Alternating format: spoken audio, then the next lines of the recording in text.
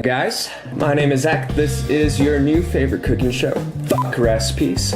And today we're doing something that is truly near and dear to my heart. Now, for those of you who probably don't know, may not know, I was raised Catholic. And for those of you who don't know, a big deal during Lent is eating fish. Every Friday, it was fish. And don't get me wrong, I like fish, but some things were definitely a bit more favored by myself than others. More specifically, fish and chips. Now, it's not to love, right? Well, we're gonna step it up a notch today with some next level fish and chips. Cool. Oh, and I almost forgot to tell you guys. If you're new to this channel, we're generally going to guarantee 3 things with all these food remixes. 1, no recipes. It's in the name. That means no measurements, no instruments, nothing that resembles recipe. 2, we're always going to use beer. Always. Because hell yeah, beer. And 3, every meal's going to be a chance to experiment. We're pushing the limits here, because that's what we do. So, you might be asking yourself, fish and chips are classic. How the heck is this guy gonna improve on fish and chips? Well, for the most part, I'm not. I mean, why try to fix something that's not broken in the first place, right? However, there is going to be one major change in our fish and chips versus everyone else's fish and chips. Now, for those of you who haven't had fish and chips before, usually it's made with some sort of whitefish, most often halibut. A lot of people like cod, like myself. Some people even get a little fancy. And by fancy, I mean something like salmon, more specifically Chinook. So what are we going to do to step up the fanciness of these fish and chips, make them extra delicious? Well, actually, it's quite simple. And it can really be summed up in 3 words. And those 3 words are smoked coho salmon. Now, for those of you who may not have had the pleasure of growing up in the Pacific Northwest like I did, something to note is that you have several different species of salmon that are typically eaten. By far, the most delicious I've had in my life, and that most people would agree is the most delicious, is coho. They're not the biggest salmon, that's Chinook, but they are freaking amazing every time.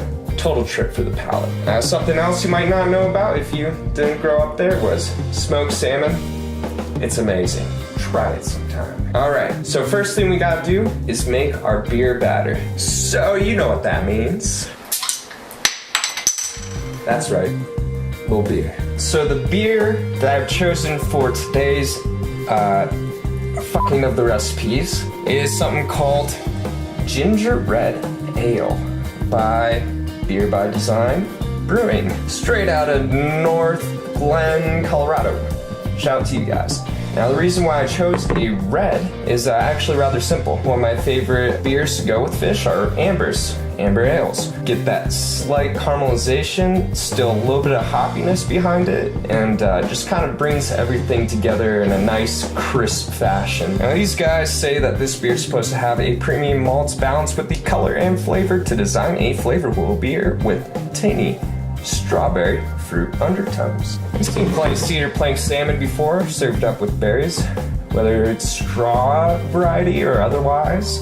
So I figured, why not give it a shot? The smoked salmon we're going to use is already pepper encrusted, so we don't need to go any further in that direction. Let's go ahead, let's give this guy a little taste. That's something we haven't done on this channel yet, is straight up beer tasting, right? Actually, I take that back. We've done that a couple times. Ignore me.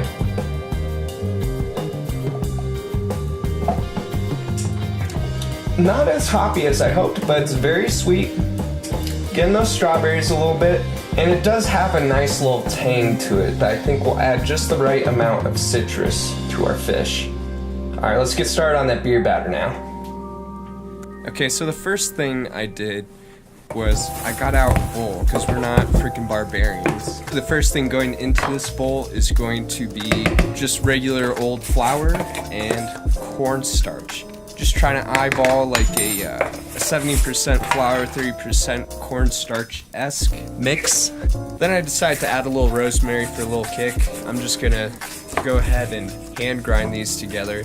Just give it texture that isn't too chunky, but still not super powdery. I was sure to mix those dry ingredients together real good before adding our favorite part, the beer. I tried to add the beer at a fairly slow rate to make sure that we get a really good texture out of this batter. Fair disclaimer, I did have to adjust the batter a little bit with a little bit more flour and a little bit more cornstarch in order to get the viscosity I wanted.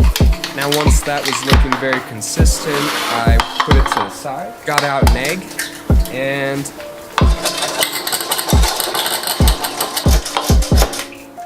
scrambled it thoroughly.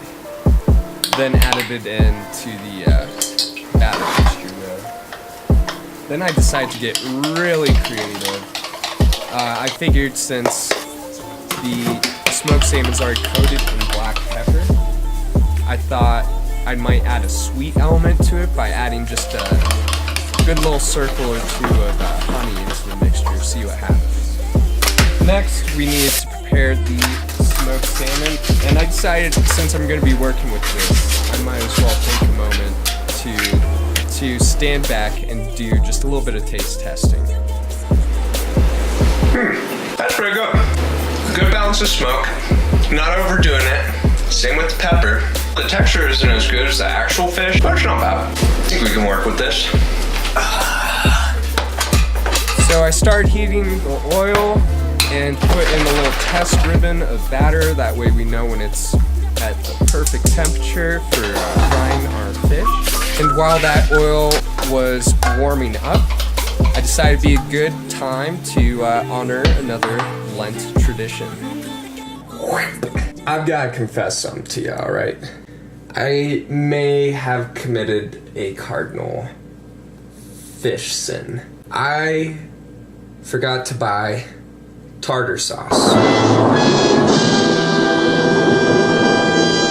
But that's alright, we certainly can make do with other sauces. And I figured this would be a great chance to try and invent a new sauce for fish and chips.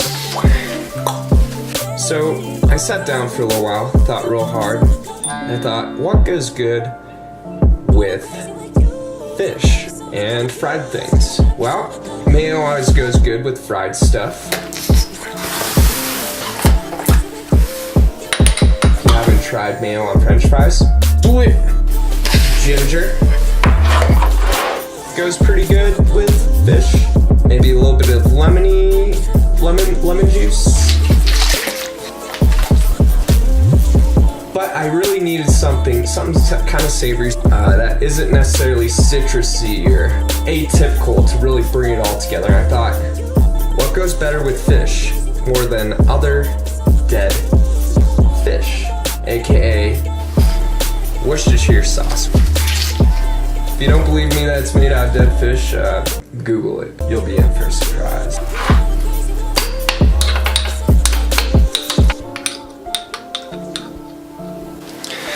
Looks kind of bland and pasty, kind of like normal tartar sauce. Let's give it a shot.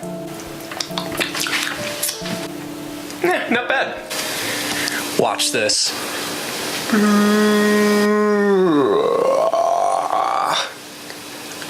Bloop. How lovely is that?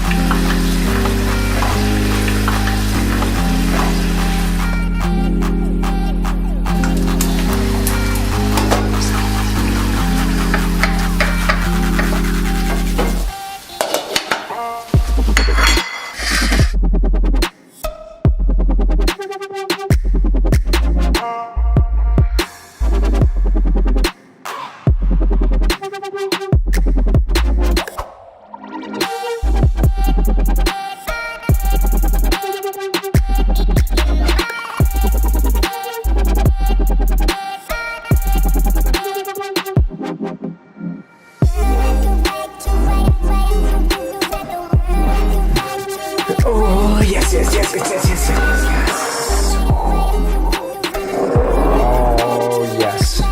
I'm so very excited about this, guys. All right. So, got our fish and chips, or just our fish. We've also got the sauce we made. So yeah, let's go ahead and dig in, I guess. Right off the bat, feels a little harder, but does give off some semblance of flakiness as you would want a nice, light, crispy batter for fish and chips. Let's go ahead and try it without the sauce first. It smells amazing. Ooh, okay. So the batter's a little bit hard. It's not as light and flaky as I'd like it to be. However, the fish is a fantastic texture. It's got a little bit of that smokiness, a little bit more of it at least, released. And it blends so perfectly with just the salmon's flavor. Yeah, this beer batter's a little chewy. So I guess that means we've got to try it with the sauce now. You can smell the ginger, holy cow. Yeah, it actually complements that perfectly.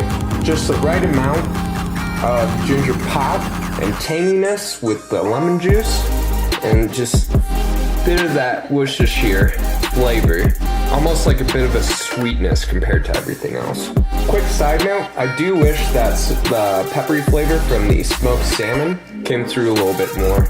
But hey, nobody's perfect. Yeah. Still very good. I'm not sure if this would beat out some of my other fish and chips, or at least my favorites, like Rock Bottom does some awesome fish and chips, but I'd put it up there. I'd put it up there with some of the best, probably like top 3. It's just such a bummer that the batter came out so chewy and not like airy, kind of like how I wanted it, but you know, you can only do so much, I guess. I don't know, maybe this one will be different. It's got more batter, has more bubbles in the fried parts, so let's give it a try.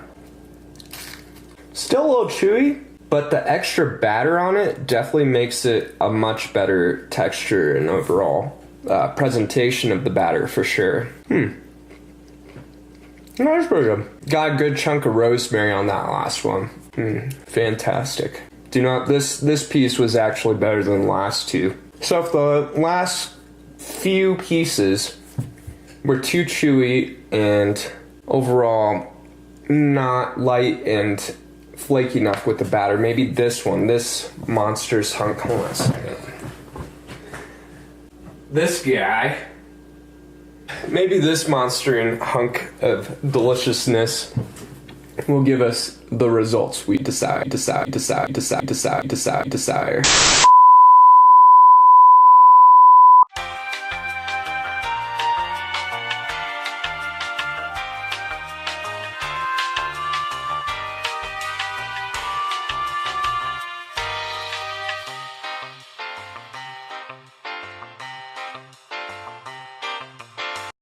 Alright, let's give it a shot. I'm going sauce first. Yeah, that batter is definitely a little bit better. Still a little chewy, but overall more crunchy. It's definitely a much better overall presentation. So I guess the moral of this is, if you're gonna try and replicate this, cut it into big pieces. Not monsters, but big. Alright guys, I think I'm gonna go ahead and end the video there because I kinda wanna enjoy this last piece and the rest of my beer without thinking about camera stuff too much. So having said that, thanks for watching. Throw me a thumbs up below if you thought it looked delicious, and comment me your favorite Lent tradition if you grew up Catholic as well. Until then, my name's Zach, and today we just fucked a recipe. Woo!